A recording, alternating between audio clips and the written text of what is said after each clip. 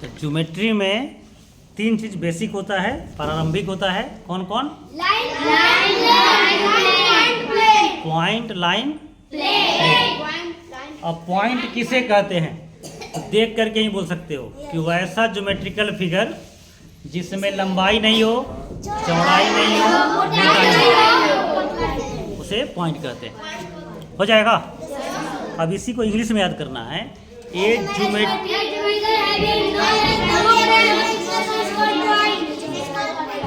ठीक है, पुराने लोगों को याद है, लेकिन सुन, ए ज्योमेट्रिकल फिगर, ज्योमेट्री नहीं, यहाँ पर ज्योमेट्री जो लिखा हुआ है, कहाँ पर है? पेन लाओ, पेन लाओ। जियोमेट्रिकल,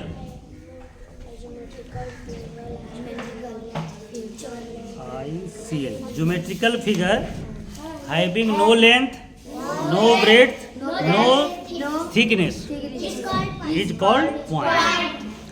अब लाइन में देखो, इसमें लेंथ है लेकिन चौड़ाई नहीं है, मोटाई नहीं है। ठीक है ना, जैसे केस को एक निकालो, ऐसे सीधा करो तो लंबाई दिखेगा, चौड़ाई बिल्कुल नहीं है, मोटाई बिल्कुल नहीं है। समझे ना? जैसे पेन है, इसमें कुछ चौड़ाई है, समझे ना, लेकिन बाल में चौड़ाई है, लेकिन उस चौड़ाई का काउंट नहीं करेंगे। ठीक है, समझ रहा है? तो लाइन की परिभाषा क्या होगा? A geometrical figure having length but not having point. ठीक है, हो जाएगा ना लाइन का। अब इसमें जो लिखाया गया है, पॉइंट का परिभाषा लिखाया गया है, और लाइन का परिभाषा बोल दिया गया है, खुद से सेट करो। क्या करना है? हो जाएगा ना सेट? ठीक है। अब प्लेन देखो, प्लेन में यह लंबाई है, यह क्या है? लंबाई, और यह क्या है? चौड़ाई। प्लेन इसको बोलते हैं, जो पेज है ना, पेज, इसमें देखो, यह लंबाई है, यह चौड़ाई है, लेकिन कोई कहे इसमें मोटाई, मोटाई है। मोटाई का मतलब इसमें क्या है? इसमें कुछ रख सके, ये मोटाई है। पेज पर कोई रखना चाहे रखाएगा? इसमें कोई मोटाई नहीं है। मोबाइल में मोटाई है कि नहीं है? है। इस पर रखना चाहे तो रख सकते, थोड़ी देर के लिए रह सकता है। ठीक है, रह सकता है ना, गिर जाएगा भले ही, लेकिन रह सकता है ना, रह सकता है। ये मोटाई है इसमें, लेकिन इस पर कोई रखना चाहे तो ये मोटाई नहीं है। तो प्लेन का परिभाषा क्या हो जाएगा?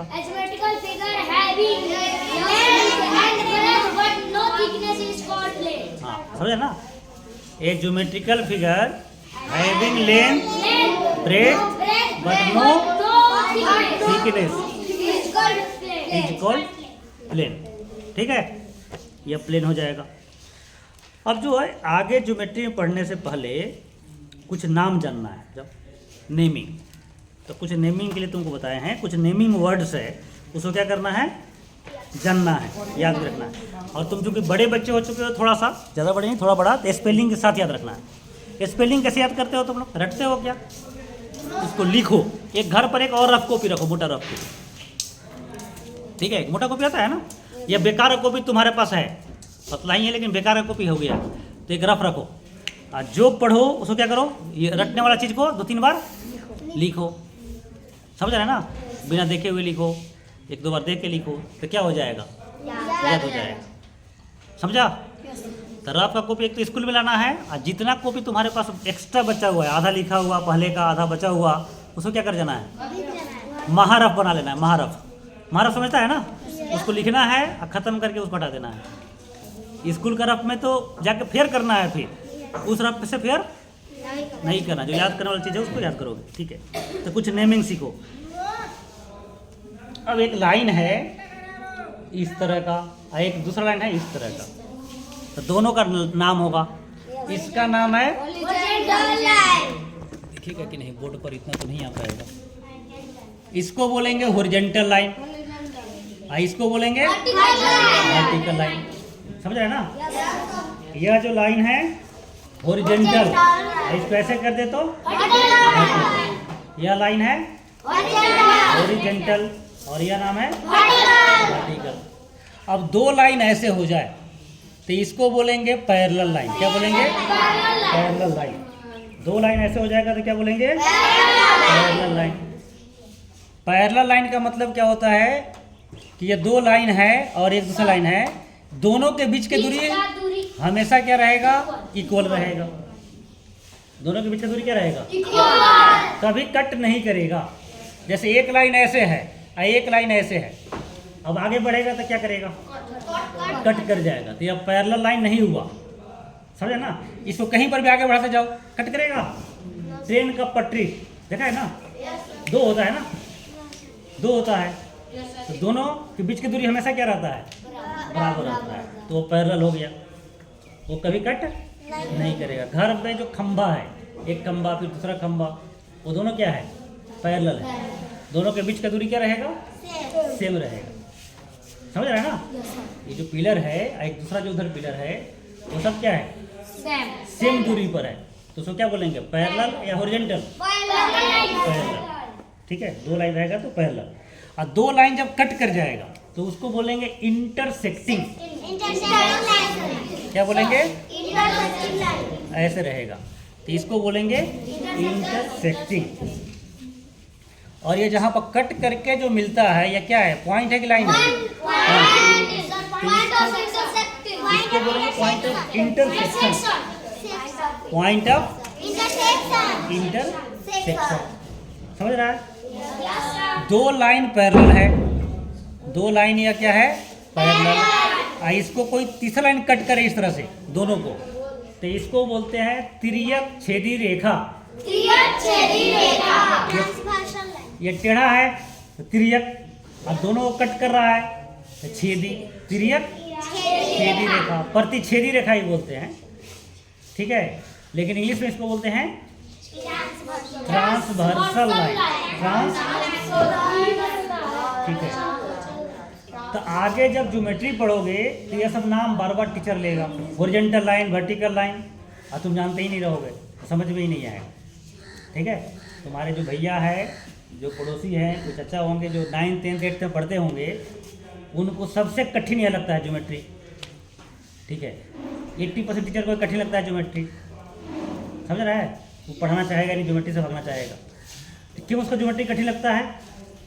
क्योंकि पढ़ेगा ज्योमेट्री तो शुरू में आ जाएगा, शुरू वाला चीज़ नहीं पढ़ेगा, वो सीधा पढ़ेगा पैरेलल लाइन, और उसको पैरेलल लाइन खुद समझ में नहीं आएगा। समझे ना? अब उसका फार्मूला पढ़ेगा डायरेक्ट, तो फार्मूला समझ में नहीं आएगा। समझेगा नहीं समझा? तो पहले यह सब चीज़ें जान लेना है।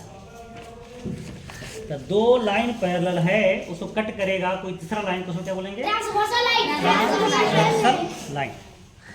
कुछ और टर्म है जिसमें बार बार यूज करेंगे। सिंगल, सिंगल का मतलब क्या होता है? अकेला। पेयर, ट्रिपल, ट्रिपल का मतलब मोनो, मोना नहीं होता है, मोनो, मोनो, मोनो, मोनो मतलब ये आगे हम लोग यूज करेंगे। मोनोमियल, ठीक है, बाइनोमियल, ट्राइनोमियल। ठीक है, तो उसका अर्थ जो है कैसे बनाओगे? एक, हाँ, एक पदी उसको बोलते, दो, द्विपदी, त्रिपदी, चारपदी। हाँ देखो, तो सिंगल का मतलब एक हो गया, पेयर का मतलब जोड़ा। अभी समझ लो, फिर कॉपी में जिसका लिखा हुआ है वो कॉपी को पढ़ के क्या करेगा? याद करेगा, और जो नहीं समझ में आएगा उसको विवेकानंद से फिर क्या करना है? समझना है, या वीडियो देख लेना है। ठीक है, वीडियो देखने का परमिशन नहीं देते हैं, क्योंकि वीडियो देखोगे फिर क्या करोगे? मोबाइल चलाने लगोगे, इसलिए वीडियो नहीं देखना है। ठीक है, वीडियो तभी देखना है जब पेरेंट वहाँ पर बैठे हों, माता या पिता में से कोई बैठे तभी वीडियो देखना है। ठीक है, क्योंकि रिकॉर्डिंग भी कर रहे हैं इसको, इसमें आवाज़ भी जाएगा। तो मम्मी पापा को बताना है कि आपको भी क्या करना है? बैठना। हाँ, जब मोबाइल से हम पढ़ेंगे तो आपको भी क्या करना है? बगल में बैठना। वो कहेंगे टाइम नहीं है, टाइम निकालिए हमारे पढ़ाने के लिए। समझा ना? क्या करना है? टाइम निकालना है तुमको पढ़ाने के लिए। समझा?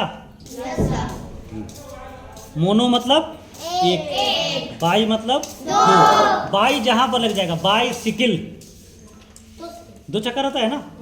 साइकिल में कितना चक्कर होता है? तो उसको क्या बोलेंगे? Bicycle.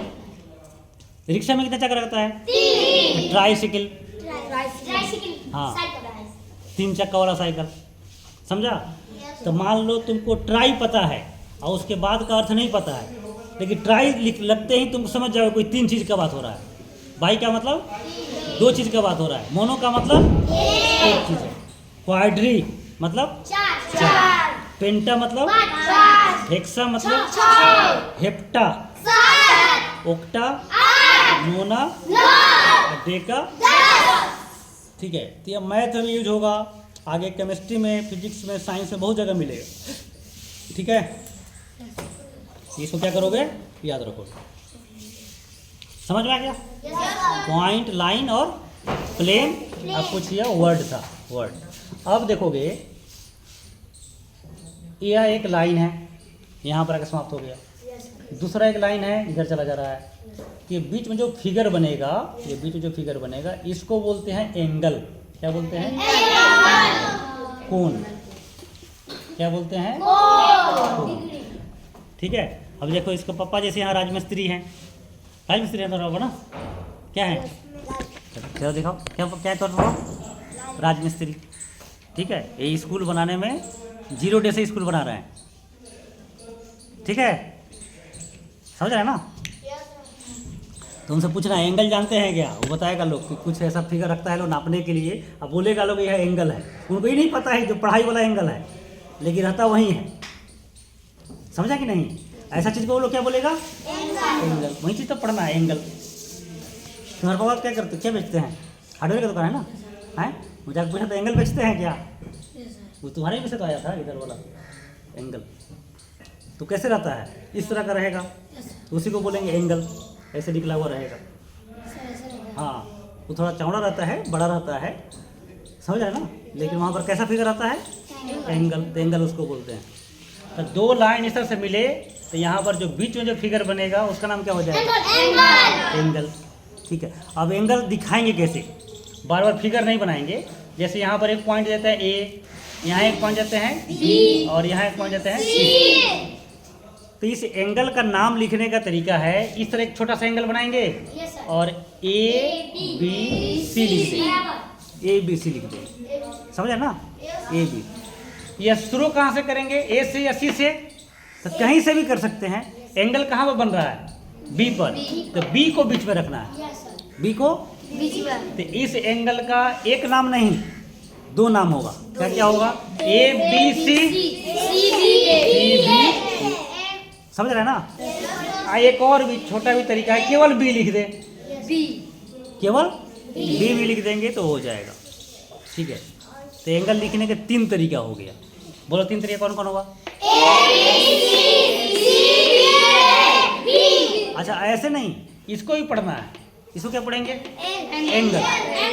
Angle A B C, angle B, angle C B. ठीक है, आया समझ में? केवल ए बी सी नहीं बोलना है। जब एंगल का बात होगा तो एंगल वर्ड बोलना है, समझा कि नहीं? केवल बी नहीं बोल, तो क्या बोलेंगे? Angle B.